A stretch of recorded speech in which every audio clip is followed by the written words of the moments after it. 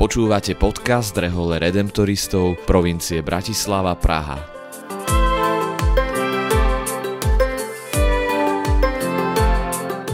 Kongregácia Najsvätejšieho Vykupiteľa Redemptoristi je rehoľou, ktorú pred takmer 300 rokmi založil svätý Alfons nedaleko Neapola v dnešnom južnom Taliansku. Od začiatku sa venuje ohlasovaniu radosnej zvesti o vykúpení opusteným a chudobným. Na našom území sa to dodnes realizuje najmä prostredníctvom farských ľudových misií. V tejto sérii nášho podcastu sa rozprávame s pátrom Františkom Skoncom, ktorý niekoľko rokov pôsobil vo farnosti Kramáre, kde slúži komunita redemptoristov. Páter František sa delí o svoju skúsenosť a pohľady na to, ako možno žiť našu misijnú charizmu v podmienkach farnosti a tiež v pastorácii v nemocniciach.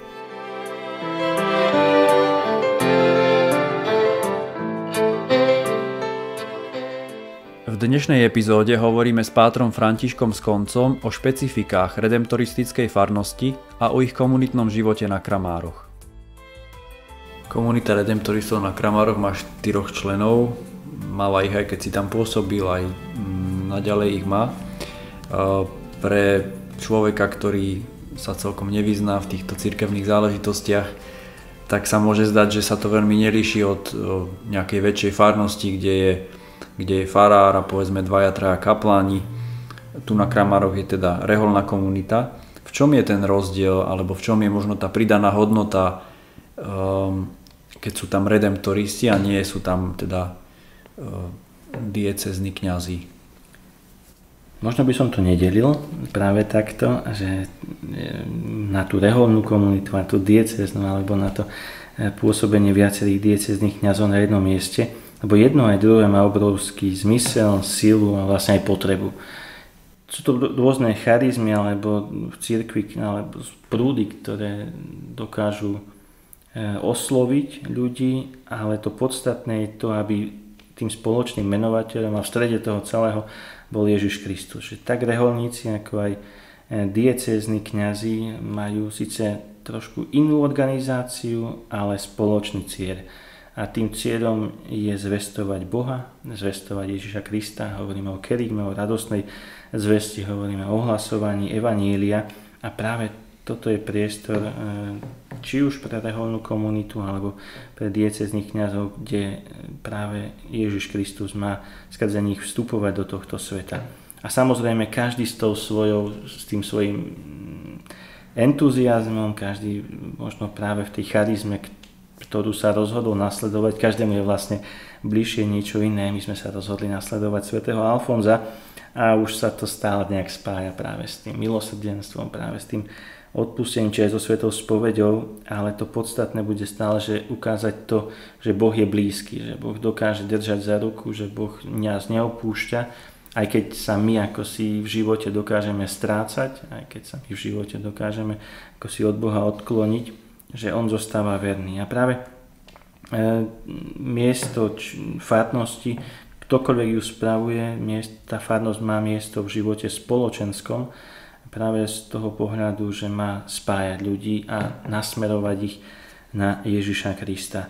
A to, čo nás spája, je práve to ohlasovanie evanielia a samozrejme aj zvlášť reholníkov, to, že máme spoločné modlitby, že máme spoločnú kaplnku, aj tú spoločenskú miestnosť, ktorú okupujeme, máme tú spoločnú chladničku, dokonca aj spoločný účet, ale to je ten priestor, v ktorom žijeme, ale všetko je to vlastne nasmerované k tomu, aby centrom alebo stredom bol Boha hlásanie evanielia, tej radostnej zvesti o Bohu a ukázať ľuďom, ako môžu zažiť odpustenie. A naozaj nie je to len o nás ľuďoch, ale je to o tom, že my sa dávame Bohu k dispozícii, aby si Boh použil nás a on bol v nás oslávený.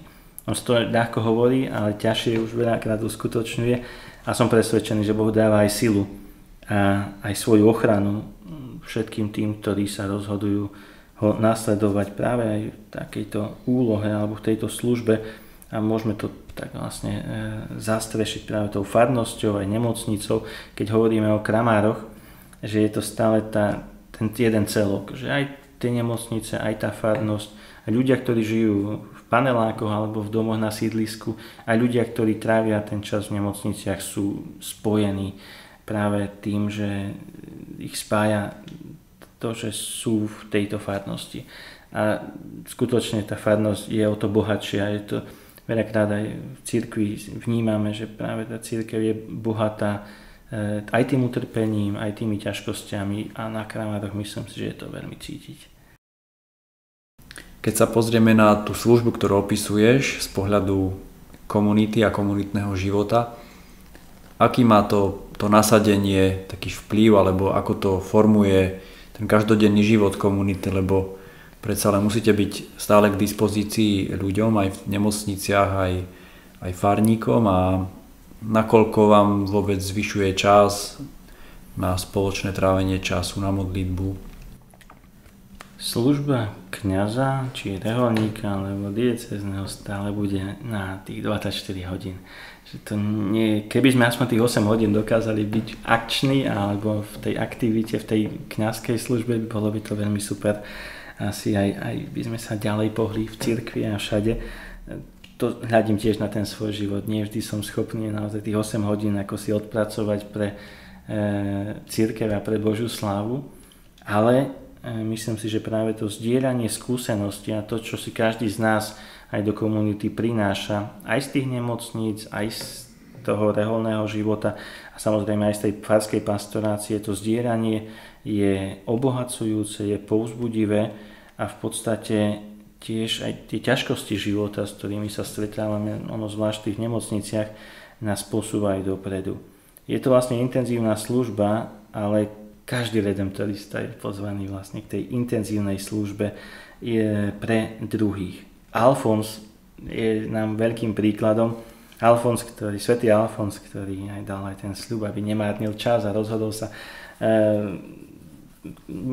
ako si ten čas využívať pre dobro nielen svoje, ale práve pre dobro druhých ľudí, aby druhým ľuďom priniesol Krista, aby ho urobil zmysluplnejším, zrozumiteľnejším, aby ho ľudia, aj tí jednoduchí, ktorí boli na tých kopcoch alebo tým pastierom, ktorí o Bohu nepočuli, aby ho dokázali pochopiť a bol pre nich zrozumiteľný. A práve v tom je tá služba významná a vlastne aj intenzívna. Tá intenzívna služba je len uistením toho, že to robíme dobre a že to robíme správne. A myslím si, že práve to, že máme tú silu a chceme tieto veci robiť, chceme pôsobiť na Kramároch, to je veľkou stále výzvou a je to veľkým povzbudením. A myslím si, že pre nás ako členov tej komunity, ona sa už medzičasom zmenila, ale bolo to veľkým obohatením, ale veľkým požehnaním. Aj už do tej budúcej našej činnosti alebo tých našich prác či služieb, do ktorých sme povolaní či pozvaní. Ďakujem ti, Páter František, za rozhovor a prajem ti veľa požehnania aj na tomto novom mieste v komunite na Puškinovej, vo všetkej tvojej službe. Ďakujem veľmi pekne a teším sa, že môžem odovzdávať tieto skúsenosti ďalej aj našim študentom. Vďaka.